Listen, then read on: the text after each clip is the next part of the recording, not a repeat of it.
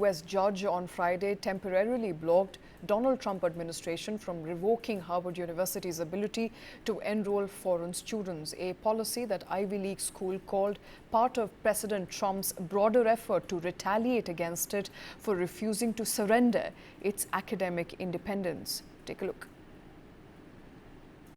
Billions of dollars has been paid to Harvard. How ridiculous is that? Billions. U.S. President Donald Trump spoke on Friday after a U.S. judge temporarily blocked his administration from revoking Harvard University's ability to enroll foreign students. Harvard's going to have to change its ways.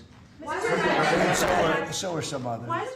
His comments came after an order that provides temporary relief to the thousands of international students who were faced with being forced to transfer, following the termination of Harvard's Student and Exchange Visitor Program certification, and after Homeland Security Secretary Kristi Noem accused the university without providing evidence of, quote, fostering violence, anti-Semitism, and coordinating with the Chinese Communist Party. The Ivy League school, which rejected the allegations, filed a lawsuit on Friday calling the revocation a blatant violation of the U.S. Constitution and other federal laws. Steve Tsang, the director of the SOAS China Institute, called the move by the current administration an attack on both Harvard and academic independence. It means nearly a third of Harvard's students would suddenly face the question of whether they would be able to stay on at Harvard. And of course, the impact on Harvard's finance would be pretty devastating.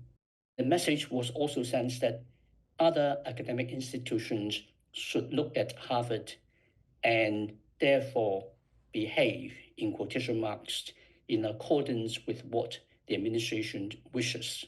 So you can't really have a more blatant assault on academic independence and academic integrity. The judge blocked the policy for 2 weeks, saying Harvard had shown it could be harmed before there was an opportunity to hear the case in full. The Trump administration may appeal the ruling. Trump's pressure on Harvard is part of the Republican president's broader campaign to compel universities, law firms, news media, courts, and other institutions that value independence from partisan politics to align with his agenda. Harvard, based in Cambridge, Massachusetts, has pushed back hard against Trump, having previously sued to restore some $3 billion in federal grants that had been frozen or canceled.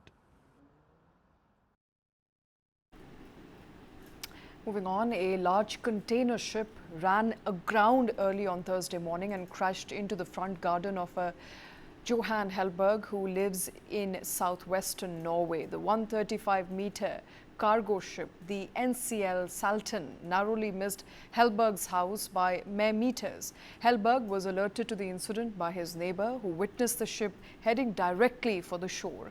The NCL Salton had 16 crew members on board. None of them were injured in the accident. Norwegian police are currently investigating the incident.